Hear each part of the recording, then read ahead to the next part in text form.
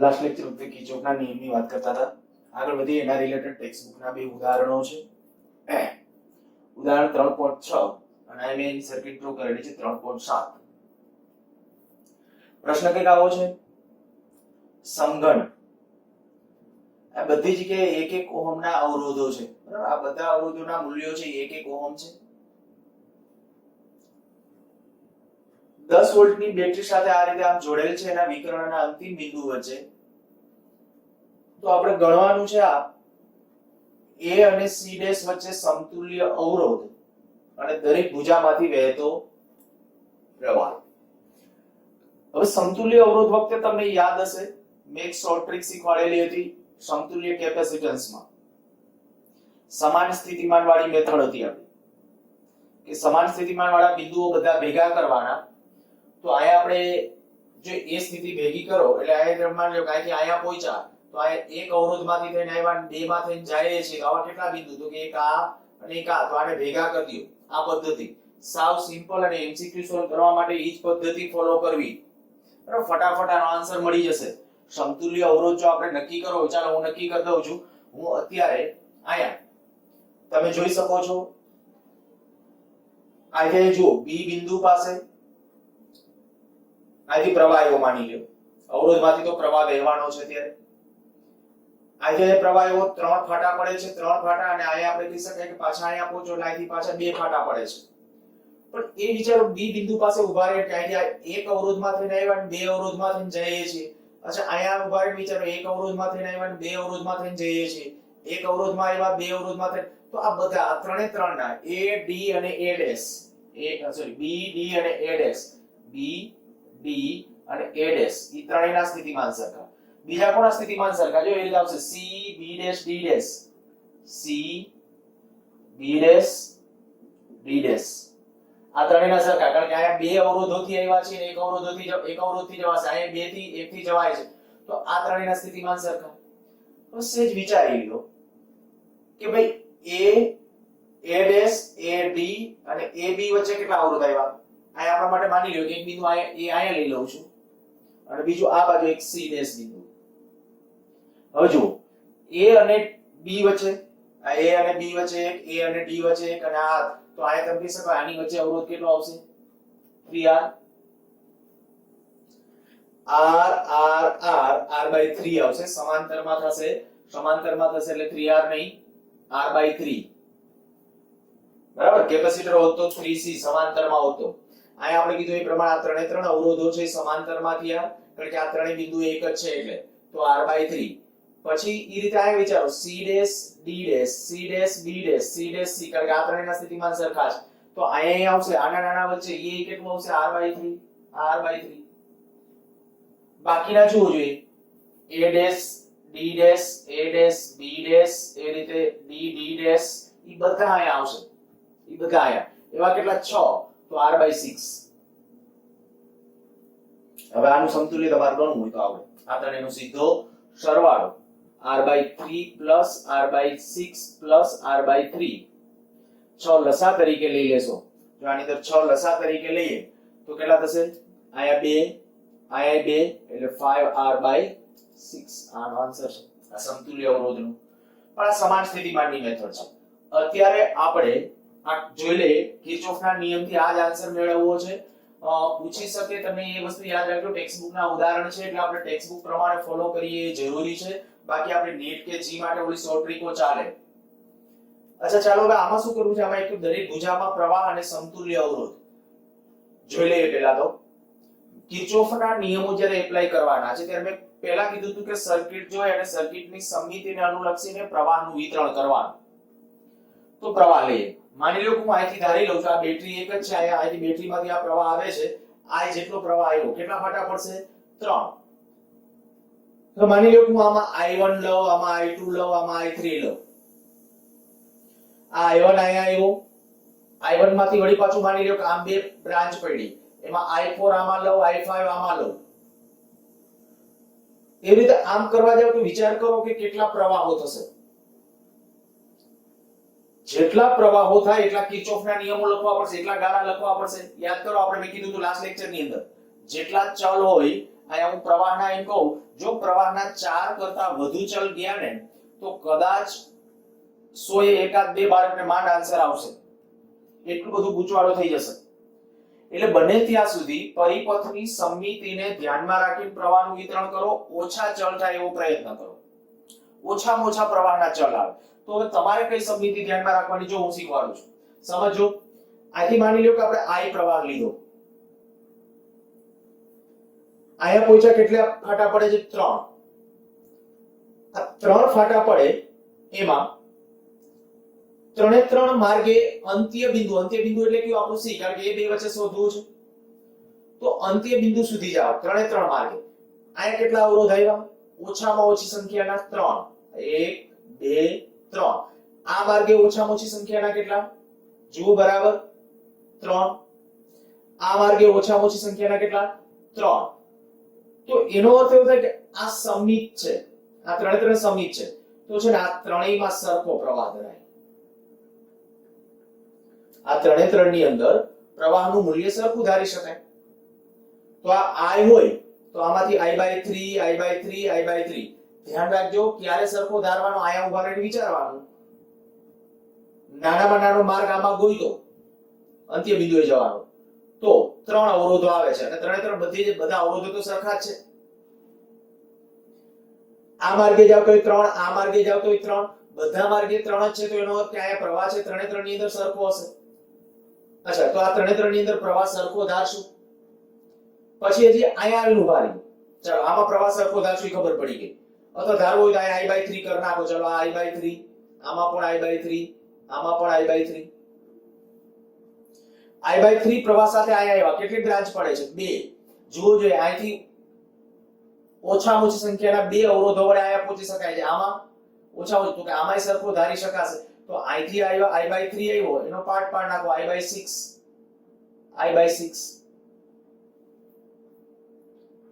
પછી અહીંયા જે ઉભા રહ્યો અને જુઓ અહીંયા, તો કે અહીંયા જેવી પરિસ્થિતિ છે, અહીંયા જેવું હતું એના જેવું જ છે.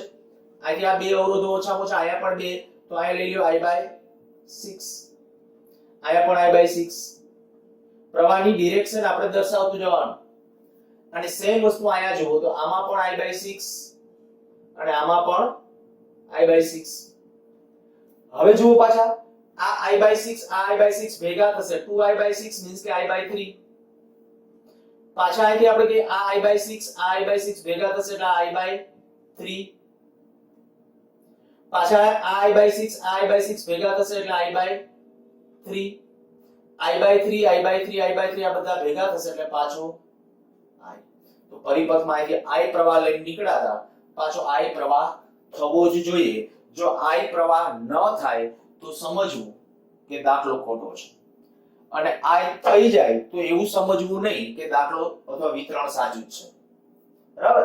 બની શકે અહીંયા I આવ્યું તો I આવી જશે, અને I ન આવે તો મેં કીધું વિતરણ ખોટું જશે 100% અંદર.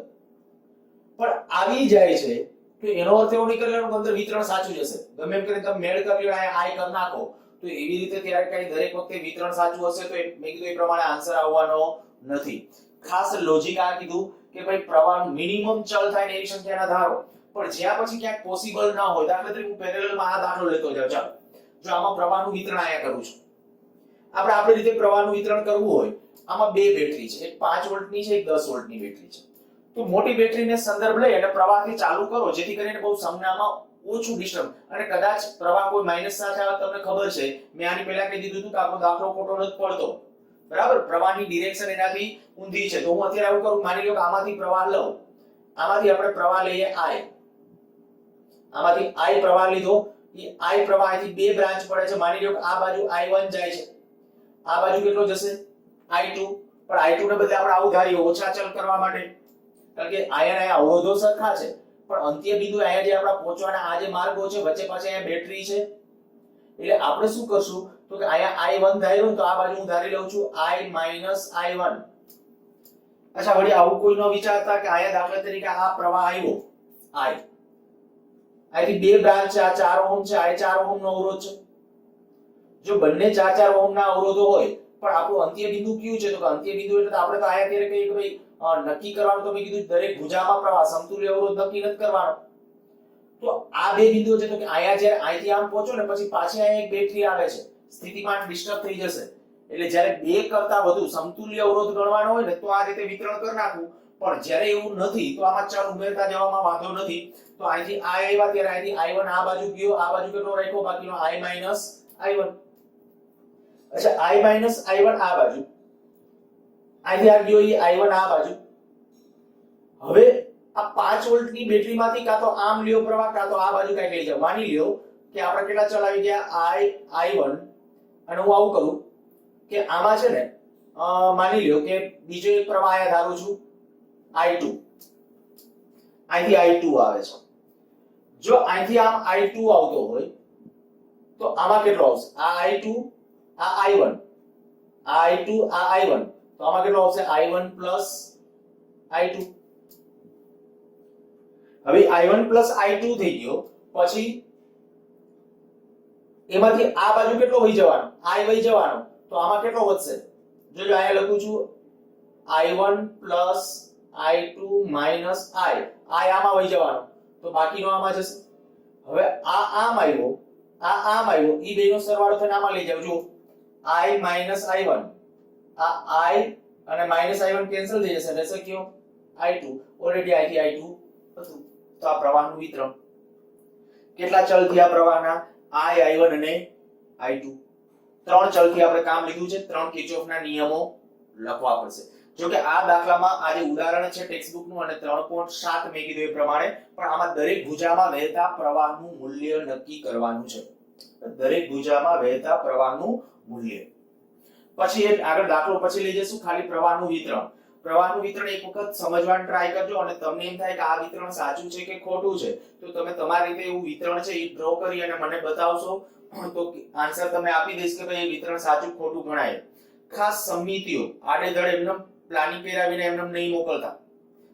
થોડું આ વિચારજો કે ભાઈ પ્રવાહનું મેં કીધું એ નિયમો પડાય છે. અહીંયા જેમ કીધું કે ભાઈ અહીંથી આપણે બરાબર બ્રાન્ચ પાડવી ત્યારે સરખા પ્રવાહો ક્યારે લેવાના? સરખા પ્રવાહ ત્યારે કે અહીંયા ઉભા રહીને વિચારવાનું ટૂંકા માર્ગો સરખી સંખ્યાના થતા હોય બધા અવરોધો. આમાં તો જો અવરોધો પછી અહીંયા 2, અહીંયા 4 છે, અહીંયા 4 છે, અહીંયા 2 છે, અહીંયા 2 છે, પણ અહીંયા બેટરી 2 છે.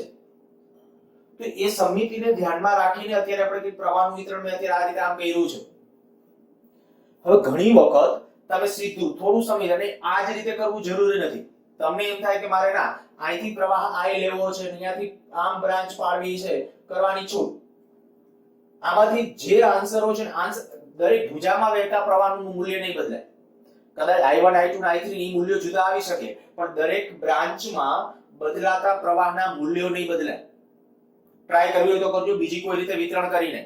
નવા દાખલા કરવા કરતા એવું જ કરજો. આ દાખલાની અંદર છે જ્યારે આપણે આ દાખલો ગણી કાઢીએ, હું તમને આ દાખલો ગણી દઉં છું, પછી એ દાખલો ગણ્યા પછી તમે પ્રવાહનું વિતરણ તમારી રીતે ગણીને કરજો જોઈએ કે આન્સર આવે છે કે નહીં. ચાલો પહેલું સ્ટેપ આપણે પૂરું કર્યું. પહેલું સ્ટેપ આપણે કીધું હતું કે પ્રવાહનું વિતરણ કરવું. તો પ્રવાહનું વિતરણ સમિતિને ધ્યાનમાં રાખીને પ્રવાહનું વિતરણ. આમાં પ્રવાહના કેટલા ચલ છે? માત્ર એક ચલ. આ એક જ પ્રવાહનો ચલ છે. એક ચલ હોય તો ખરેખર એક કિર્ચોફનો નિયમ સફિશિયન્ટ છે. બેટરી 10 વોલ્ટની બેટરી અહીંયા તમને આપી દીધી છે.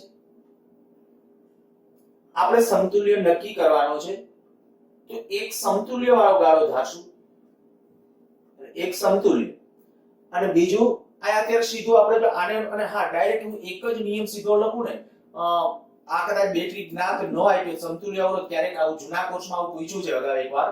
અહીંયા કઈ નહીં, સીધું એમ જ કે a and b વચ્ચે સમતુલ્ય, i and c ડેશ વચ્ચે સમતુલ્ય અવરોધ મેળવો. આ બેટરી ન આપી. હવે જો એ બેટરી નથી આપી અને સમતુલ્ય અવરોધ તમારે મેળવવાનો હોય તો આ તમારે બેટરી ધારવી પડે. એક ચલ ઉમેરાઈ જાય તો પ્રવાહનો ચલ અને એક બીજો બેટરીનો ચલ, તો બે કિર્ચોફના નિયમો લખવા પડે. પછી અત્યારે તો બેટરી આપી છે તો આપણે તે પ્રવાહનો એક જ ચલ થયો i, ભલે પછી i ના પાર્ટ પાડ્યા તો ગમે એક બંધ ગાળો લઈ લો કોઈ પણ એક. આ બધી જગ્યાએ હું અત્યારે અવરોધ r લખું છું પણ r નું મૂલ્ય કેટલું છે? 1 ઓહમ. ધ્યાન રાખજો બધા અવરોધો r છે, બધી જગ્યાએ ઘોટાળો ન થાય એટલે લખતો નથી. કોઈ એક બંધ ગાળો લઈ લઉં છું. બંધ ગાળા a b c c dash આ નામ આપી દઉં j અને આ કહી દઉં છું k. j k a જોજો કયો ગાળો લખ્યો છે? a b c c dash j k a. આ બંધ ગાળા માટે કિર્ચોફનો બંધ ગાળા, આના માટે કિર્ચોફનો નિયમ લખતા, કિર્ચોફનો બીજો નિયમ લખતા તમને એમ થશે પહેલો નિયમ સહેલો પડે, પહેલો નિયમ લખી નખાય, તો કે પહેલો નિયમ આ લખવા જેવો આપણે અવકાશ નથી છોડ્યો, કારણ કે આ જંકશન પાસે આવે ત્યારે બ્રાન્ચ જ એવી રીતે આમ નથી થઈ I1 ને I2 ને I3, એટલે કિર્ચોફનો પહેલો નિયમ આવ્યો આવા વખતે ન લખવો. દાખલા તરીકે એ જ રીતે અહીંયા જો અહીંયા આપણે એમ કર્યું હોત અહીંયા I1 ને આ બાજુ I2 ધાર્યું હોત તો ચલ વધી જાતે, પણ તો કિર્ચોફનો નિયમ લખાત પહેલો નિયમ, પણ આપણે તો નિયમ લખવો જ ન પડે એટલા માટે આવું જ કરી નાખ્યું કે અહીંથી I1 આમ લીધો, બાકીનો આ બાજુ જવા દીધો, એટલે કિર્ચોફનો પહેલો નિયમ બને ત્યાં સુધી અંદર ને અંદર એમાં પ્રવાહના વિતરણ વખતે જેવું લઈ લેવાનું, I1 આમ જવા દીધો, આ બાજુ I2 નહીં ધારવાનો, સીધો શું કરવાનો I - I2, એટલે ઓલરેડી કિર્ચોફનો પહેલો નિયમ જાણે કે ત્યાં જ છે. અચ્છા ચાલો જોતા જાઓ, મેં શું કીધું હતું કિર્ચોફનો પહેલો નિયમ જ્યારે એપ્લાય કરો ત્યારે બીજો નિયમ એપ્લાય કરો ત્યારે અવરોધ અને પ્રવાહ એ બેનો ગુણાકાર, તો આપણે આવું થશે I/3 R, આ બેનો પણ આનો PD આ થયો, તો અહીંથી શરૂ કરીએ છીએ, અહીંથી આમ જઈએ છીએ, આનો PD આનો PD એટલો જ થશે જુઓ I/3 R, આનો PD કેટલો અહીંથી પાછા આમ I/3 R, ત્યાંથી પાછા આમ જાઓ બેટરીના ઋણથી ધન જાઓ તો પ્લસ આવશે +10, આખો બંધ ગાળો આપણે પૂરો કર્યો એના બરાબર 0, પ્લસ માઈનસ સંજ્ઞા હજી લખવાની બાકી છે. ફરીથી એકવાર આનો PD પ્રવાહ ગુણ્યા અવરોધ, પ્રવાહ ગુણ્યા અચ્છા આમાં પ્રવાહ છે I/6 છે, અહીંયા આપણે પ્રવાહ લખવો પડશે I/6 બરાબર, આમાં પ્રવાહ તો આપણે આ માર્ગે ગયા છે I/6, અને ત્યાર પછી વળી પાછો આમાં પ્રવાહ કેટલો છે I/3, તો I/3 * R. હવે આના ઉપરથી જો આપણે પ્રવાહનું મૂલ્ય જ કેલ્ક્યુલેટ કરવાનું, સમતુલ્ય અવરોધ તો આપણે મેં કીધું તો એ પ્રમાણે સમતુલ્ય અવરોધનું મૂલ્ય હમણાં મળી જશે, પણ એના માટે આપણે પહેલા આપણે આ કામ આ કરો છો પ્રવાહનું મૂલ્ય મેળવવું છે.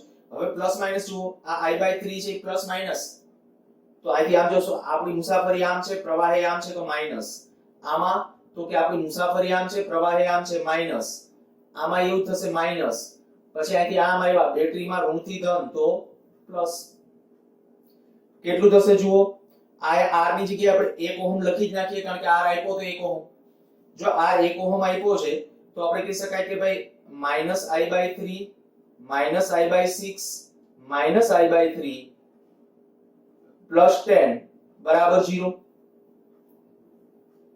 આ માઈનસ વાળા પદ છે ને સામેની બાજુ લઈ જઈએ અને લસા લઈ લે, 6 લસા તરીકે લેશું કેટલું આવશે જો 5I/6, 6 લસા તરીકે લઉં છું તો અહીંયા 2I, અહીંયા 2I એટલે 5I, અને માઈનસ એટલે ઓલી બાજુ લઈ ગયા જાણે કે આના બરાબર 10.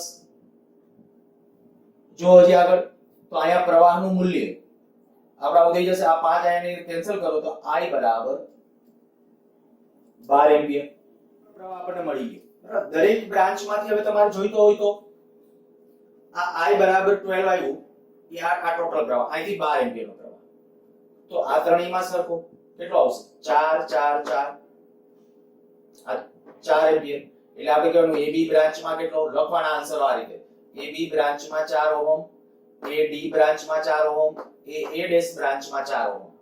પછી અહીંથી આયા જાવ ત્યારે ચાલો લખી નાખું છું, કુલ પ્રવાહ 12 એમ્પિયર, આ AB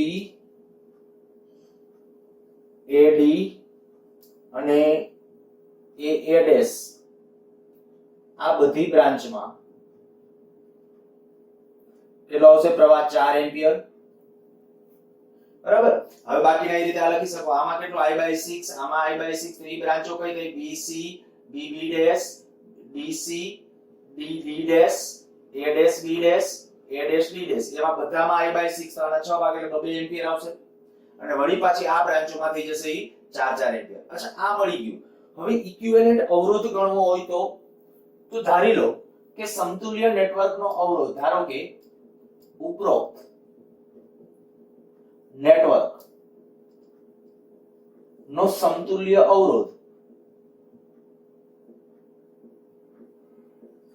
R ડેશ અથવા તો R પ્રાઇમ છે, R પ્રાઇમ ધારી R પ્રાઇમ છે. ચાલો આનો અર્થ શું, હવે સમતુલ્ય અવરોધનો અર્થ શું મેં આની પહેલા અગાઉ કહી દીધેલું છે કે આ બધા અવરોધો ની બધા અવરોધો કાઢીને એક અવરોધ એવો મૂકો કે આ જ બેટરીમાંથી આ જ પ્રવાહ ખર્ચાય. તો જો હું એના માટે આમ લખું R ઇક્વિવેલન્ટ લખી નાખું, ચાલો R ઇક્વિવેલન્ટ છે, તો તો હું એક અવરોધ એવો મૂકી દઉં છું, આ માની લો કે આ એ બિંદુ, આ સી ડેશ, બરાબર, આ એ ડેશ, આ એ અને આ સી બિંદુ, એના વચ્ચે હું આ જ બેટરી જોડું, કઈ 10 વોલ્ટની, આ 10 વોલ્ટની બેટરી, ત્યારે પ્રવાહ કેટલો રહેવો જોઈએ? આ તો આ પ્રવાહ આવી ગયો. હવે જો હું આના માટે ઓહમનો નિયમ, આ અવરોધ સમતુલ્ય આપણો કેટલો હતો? R equivalent. આના માટે ઓહમનો નિયમ લખીએ અથવા કિર્ચોફનો નિયમ બોલો તોય ચાલે. કિર્ચોફનો નિયમ લખો શું આવશે? R ઇક્વિવેલેન્ટ કિર્ચોફના બીજા નિયમ અનુસાર, કિર્ચોફના બીજા નિયમ અનુસાર શું આવશે? જુઓ, આજે આમ લખશો તો -IR ઇક્વિવેલેન્ટ +10 બરાબર 0. મુસાફરી આપણે આમ નક્કી કરી છે. મેં બંધગાળો આમ જ કીધું, ચલ આ રીતે આમ નિશાની આમ કરી નાખું છું. અને એવું ન કરો ડાયરેક્ટ ઓહમનો નિયમ, આવું એક જ બેટરી અને એક જ અવરોધ હોય તો કિર્ચોફનો નિયમ કરતા ઓહમનો નિયમ સીધો છે. R બરાબર VI, R ઇક્વિવેલેન્ટ બરાબર V/I. V એટલે આ એટલે આ, સીધું આ જ થશે પરિણામ, બરાબર, કોઈ ફેર પડતો નથી એનાથી. એટલે ઓહમનો નિયમ લખો ચાલે. અચ્છા, ચાલો, તો કિર્ચોફનો નિયમ આપણે અત્યારે લખ્યો છે ને, એના ઉપરથી હવે કીધું R ઇક્વિવેલેન્ટ બરાબર 10/I. I કેટલું આવ્યું હતું? 12. તો 10/12 એટલે કે 5/6 ઓહમ. તો આ થઈ ગયો આપણો R ઇક્વિવેલેન્ટ. યાદ કરો, હમણાં આપણે ઓલી રીતે ગણ્યો તો શોર્ટ ટ્રીક, ત્યારે આન્સર કેટલો આવ્યો હતો? 5R/6. હવે R તો કેટલું હતું? 1 ઓહમ છે જ. R આપણું 1 ઓહમ આપેલું હતું, તો આ જ આન્સર છે આપણો. આ થઈ ગયો R ઇક્વિવેલેન્ટ. સારું, સારી રીતે ખાસ સમજજો. દાખલામાં તમને ગમે ત્યારે આપ્યું હોય તો પહેલું સ્ટેપ શું? પ્રવાહનું વિતરણ કરવું. અને પ્રવાહનું વિતરણ કરતી વખતે એક વસ્તુ સતત મગજમાં રાખજો કે મિનિમમ સંખ્યાના ચલ થાય ને એ રીતે પ્રવાહનું વિતરણ કરશું. ઈ થઈ જાય પછી કેટલા કિર્ચોફના નિયમો લખવાના છે એ જોવાનું. અહીંયા આપણે પ્રવાહ ગણવાનો તો દરેક બ્રાન્ચનો પ્રવાહ ગણી દીધો અને R ઇક્વિવેલેન્ટ પણ ગણી દીધું. દાખલો સરસ છે, લખજો. આ રીતે બોર્ડમાં લખો તો પણ ચાલે, એટલે કે બોર્ડની એક્ઝામમાં આ રીતે જ લખશો તો પણ ચાલશે. કારણ કે બીજું કઈ, અને ટેક્સ્ટબુકમાં કદાચ પ્રવાહનું વિતરણ જુદી રીતે હશે, જોઈ લેજો. એક્ઝેક્ટલી કદાચ મને યાદ નથી, પણ અહીંયા કદાચ પ્રવાહ 6I લીધો હોય, આવું બને. અહીંયા પ્રવાહ 6I લીધો હોય, ધારી શકાય, એ છૂટ છે. 6I લઈ પછી આમાં 2I પછી અહીંયા 2I લઈ આ બાજુ I એ રીતે લઈ અને પણ વિતરણ કરી શકાય, એ પણ સાચું છે. હવે આ દાખલો ભૂસી નાખું છું, ઓલો દાખલો ગણીએ. અહીંયા આપણે પ્રવાહનું વિતરણ ઓલરેડી કરી ગયા છીએ. પ્રવાહનું વિતરણ હવે તમને યાદ છે અને એને ધ્યાનમાં રાખીને જ આપણે આગળ વધવાના છીએ. કિર્ચોફના નિયમો લખવાના છે. ગણવાનું શું હતું? દરેક બ્રાન્ચમાં પ્રવાહ. તો દરેક બ્રાન્ચમાં પ્રવાહ એટલે ખાલી સાદું રૂપમાં વ્યવસ્થિત ધ્યાન આપવાનું છે. પછી શોર્ટ ટ્રીકે થઈ શકશે, ઈ આપણે પછી તમને શીખવાડું છું. શોર્ટ ટ્રીક ઈ પછી નેક્સ્ટ લેક્ચર વખતે સર્કિટ થિયરી ચાલુ કરશું ત્યારે. પણ અત્યારે ખાસ આ પ્રવાહ વિતરણ જોવાનું ખાસ.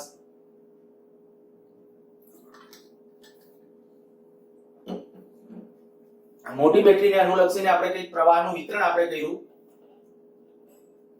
તો આ મોટી બેટરી, આ આપણે 10 વોલ્ટની બેટરી, ત્યાંથી I જેટલો પ્રવાહ આવે છે, એમાંથી I1 પ્રવાહ આમ જાય છે, આ I - I1. પછી પ્રવાહને આપણે કીધું અહીંથી I2 લીધો છે અને અહીંથી પાછો I1 + I2. જો તમે સંજ્ઞા પ્રણાલીમાં ભૂલ નહીં કરો તો આપણો આન્સર દરેક વખતે સંજ્ઞા પ્રણાલી મીન્સ કે કિર્ચોફના નિયમો જ્યારે વાપરીએ ત્યારે સંજ્ઞા પ્રણાલી જે આવશે એમાં ભૂલ ન થાય એટલે આન્સર આપણો આવશે જ. ગમે તે રીતે પ્રવાહો ધાર્યા હોય એની સાથે લેવા દેવા નથી. ટેક્સ્ટબુકમાં પણ જોઈ લેજો, કદાચ પ્રવાહ આ રીતે હોય અથવા બીજી કોઈ રીતે પણ હોઈ શકે. અચ્છા, ત્રણ ચલ, એક I1 અને I2, ત્રણ ગાળા નક્કી કરી નાખો. માની લો કે હું ત્રણ ગાળાની અંદર છે એક બંધ ગાળો આ લઉં છું, બીજો બંધ ગાળો છે એ આ લેશું અને ત્રીજો એક બંધ ગાળો આ લઈ. ત્રણ કિર્ચોફના નિયમો લખશું. હું અહીંયા નામ આપી દઉં છું, અહીંયા A B C D I. તો સૌથી પહેલા બંધ ગાળા. દાખલો થોડો લેન્ધી થશે, ધ્યાન રાખજો થોડું. બંધ ગાળા A B C A માટે કિર્ચોફનો બીજો નિયમ લખતા.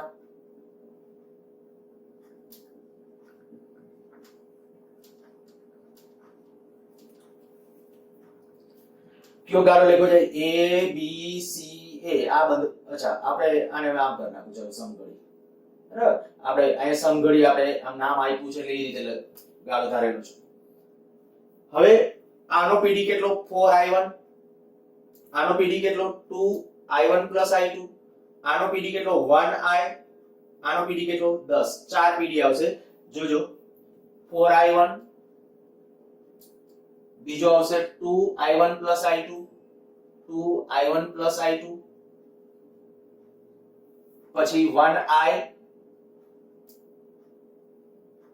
10 બરાબર 0. સંજ્ઞા જોઈ લ્યો, અહીંથી આમ જાઓ છો ત્યારે મુસાફરી અને પ્રવાહ એક જ છે. જુઓ i1 અને આપણી મુસાફરી આમ છે તો માઈનસ, એક જ દિશામાં હોય તો માઈનસ.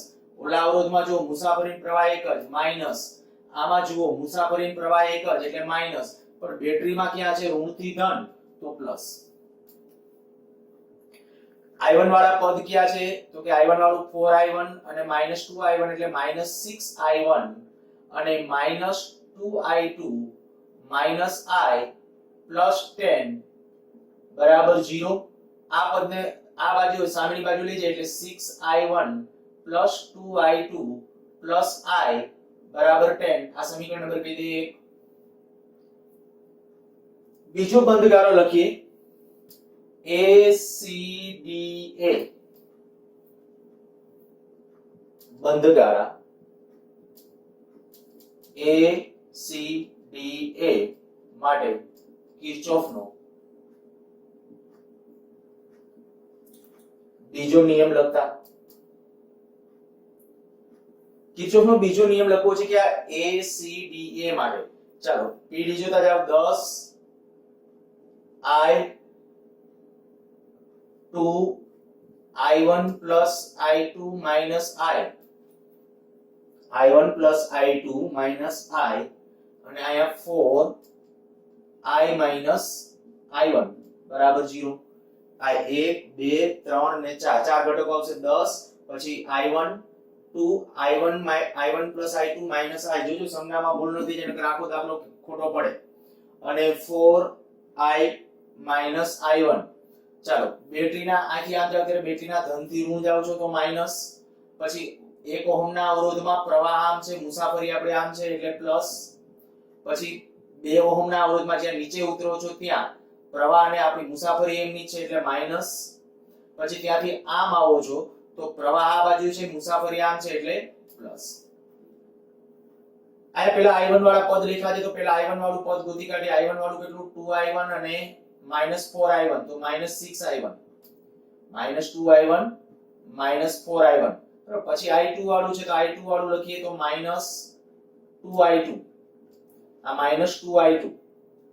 પછી i વાળા લખીએ તો +2i +4i અને +i એટલે +7i બરાબર 10. એકવાર ફરીથી ચેક કરી લ્યો. -2i1 -4i1 એટલે -6i1, -2i2 i2 વાળું એક જ પદ છે -2i2. પછી i વાળું કેટલું તો કે આ 1i પ્લસ છે, i પ્લસ થઈ જશે, +2i એટલે 3 અને +4 એટલે 7i. ચલો આ સમીકરણ આ 10 ઓલી બાજુ લઈ ગયા હતા એટલે પ્લસ થઈ ગયું. આ સમીકરણ નંબર કહી દો 2. ત્રીજો ગાળો લખીએ છીએ. હવે અહીંથી નામ આપું છું DEBCD બંધગાળા DEBCD માટે કિર્ચોફનો બીજો નિયમ લખતા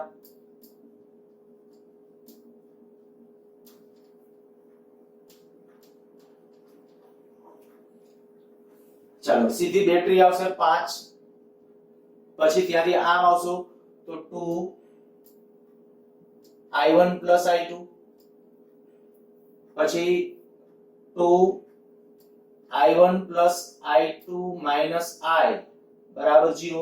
ત્રણ ઘટકો આવશે ક્યાં? એક આ અને એક આ. બરાબર, આ ત્રણ ઘટકો. પ્લસ માઈનસ જોઈ લ્યો તો કે બેટરીના ઋણથી ધન એટલે પ્લસ. ત્યાં ઉપલા 2 ઓહમનો જે અવરોધ છે એમાં પ્રવાહ મુસાફરી એક જ છે એટલે માઈનસ. નીચેનો જે આ 2 ઓહમનો અવરોધ છે એમાં પ્રવાહ મુસાફરી એક જ એટલે માઈનસ. પહેલા અહીંયા આપણે i1 વાળું પદ લખ્યું તો આમાં i1 વાળું લખીએ તો -4i1, આ 2i1, આ 2i1 એટલે -4i1, પછી i2 વાળું લખ્યું તો -2i2, -2i2 તો -4i2, અને પછી i વાળું પદ તો +2i બરાબર -5. એકવાર ફરીથી જોઈ લેજો. 2i1 એટલે 4i1, 2i2 -2i2 એટલે -4i2, અને પછી માઈનસ +2i અને 5 ઓલી બાજુ લઈ ગયા છે.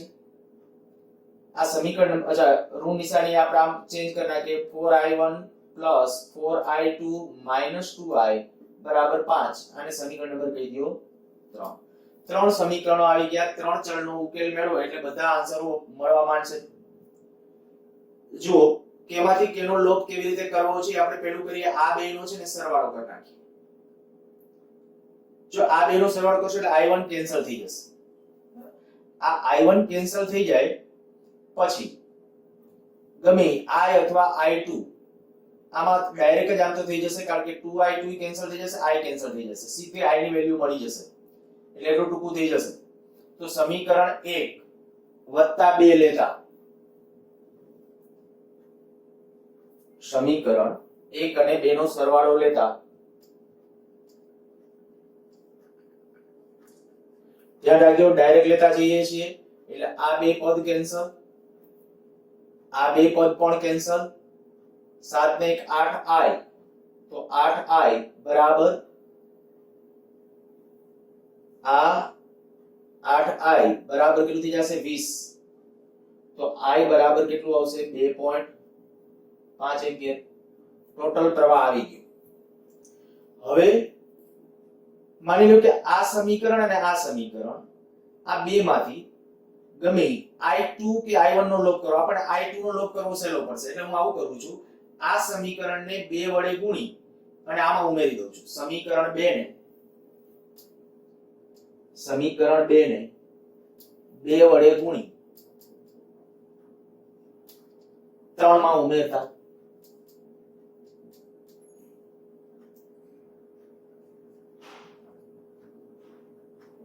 ચાલો સમીકરણ 2 જે હતું એ આપણું આ, એને પહેલા તો કેટલા વડે ગુણવાના છે 2 વડે. તો -12i1 -4i2 +14i બરાબર 20. આ બે વડે ગુણી નાખ્યા. હવે એની અંદર સમીકરણ 3 ઉમેરવું છે. તો 4i1 +4i2 -2i બરાબર 5. આ ઉમેરવું છે એટલે આ પદ કેન્સલ થઈ જશે. 12i1 માઈનસ હતા એટલે -8i1 +12i બરાબર 25. i ની કિંમત કેટલી હતી એ મૂકી દો 2.5. તો -8i1 + 2.5 12 ગુણ્યા 2.5 25. તો 8i1 બરાબર 25 માઈનસ 12 દુ 24 અને બીજા 6 30. તો 25 માં એટલે 12 ગુણ્યા ટૂંકમાં આપણે આ કરેલા છે 12 ગુણ્યા 2.5 એટલે કેટલા થઈ જશે 30. એ 30. તો આ આપણા પાસે આન્સર આવશે i1 બરાબર -5 ના છેદમાં નહીં માઈનસ નહીં પ્લસ, કારણ કે અહીંયા માઈનસ આવશે અહીંયા માઈનસ 5 ના છેદમાં 8 એમ્પિયર i1 પ્રવાહ આવ્યો. હવે ગમે એક સમીકરણમાં કિંમત મૂકી દો. દાખલા તરીકે આપણે કરીએ સમીકરણ આની અંદર કિંમત મૂકીએ બરાબર. સમીકરણ 1 માં મૂકતા સમીકરણ 1 માં મૂકતા 6 i1 ને બદલે કેટલું 5 ના છેદમાં 8 + 2i2 શોધવું છે પ્લસ i કેટલું i2 આપણા પાસે 2.5 બરાબર 10. તો આ કેટલું થઈ જશે 2i2 બરાબર 7.5 માઈનસ આ 3 અહીંયા 4 3 5 15 15 ના છેદમાં 4 સાદુરૂપ બરાબર જોજો 30 ના છેદમાં 8 એટલે 15 ના છેદમાં 4 ઓકે, આને 4 વડે ગુણાકાર કરી નાખો તો 4 7 એટલે 30, 30 માંથી 15 જશે, 30 માંથી 15 એટલે 15, 15 ભાગ્યા 4 2i2. તો i2 બરાબર કેટલું આવ્યું? 15/8 એમ્પિયર. ત્રણે ત્રણ પ્રવાહો આવી ગયા. હવે શું કરવાનું છે કે આપણે દરેક બ્રાન્ચમાં વહેતો પ્રવાહ માંગ્યો છે.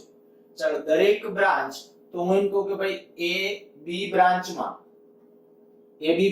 કયો છે i1, તો i1 નો ડાયરેક્ટ આન્સર હતો 5/8 એમ્પિયર. ચાલો CA બ્રાન્ચમાં અથવા AC બ્રાન્ચ જે લખો, CA બ્રાન્ચમાં કેટલો i, તો i કેટલો હતો? i બરાબર 2.5 એમ્પિયર.